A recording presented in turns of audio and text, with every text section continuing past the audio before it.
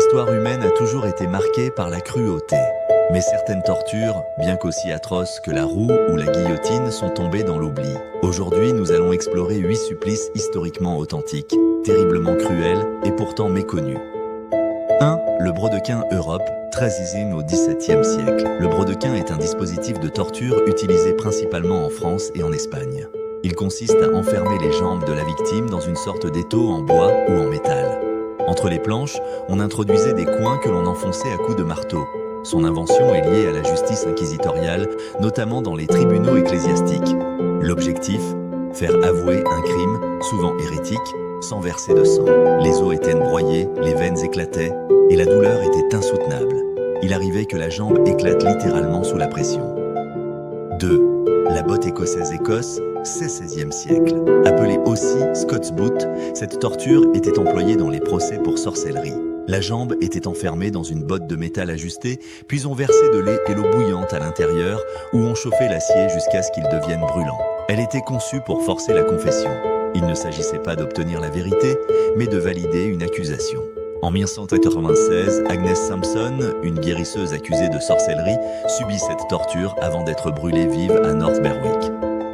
3. L'alfette Angleterre, Issot au XIIe siècle. L'alfette est un chaudron d'eau bouillante utilisé dans le cadre du jugement de Dieu.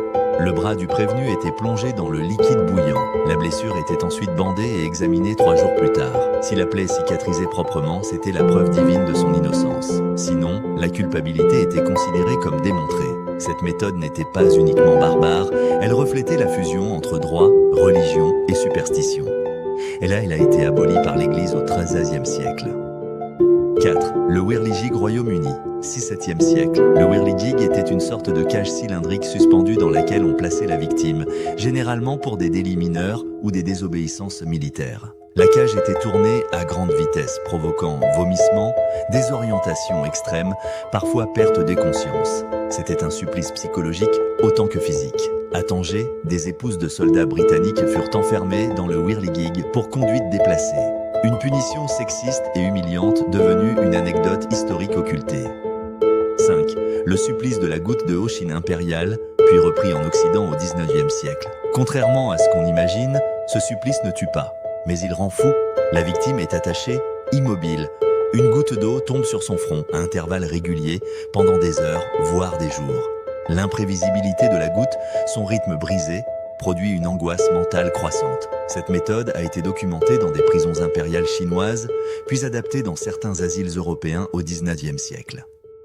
6. Upright Jerker États-Unis. XIXe siècle, le Upright Jerker était une méthode d'exécution par pendaison inversée testée dans certains États américains. Au lieu de faire tomber le condamné, on l'arrachait du sol à l'aide de contrepoids. L'idée était de briser la nuque plus rapidement. Mais dans la réalité, la traction brutale provoquait des déchirements musculaires, des dislocations, sans toujours garantir la mort immédiate.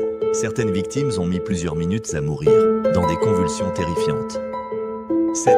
Le supplice du rat Europe, Amérique du Sud, Sazizienne au XXe siècle, une cage contenant un rat affamé est fixée sur l'abdomen nu de la victime. On chauffe le métal derrière la cage, forçant l'animal à chercher une issue, à travers le corps.